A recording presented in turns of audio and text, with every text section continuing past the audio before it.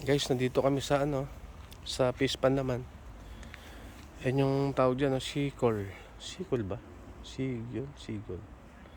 Yung pahinga ng mga adjuman dun.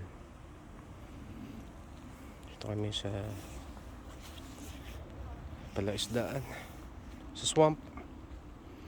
Yan, ganyan lang dito. Pag wala kang magawa, pasyal-pasyal ka lang. Para makapag-relax. Kasi pag nasa bahay ka lang, ma-stress ka eh. Kaya eto ako, mag-isa, lalakad.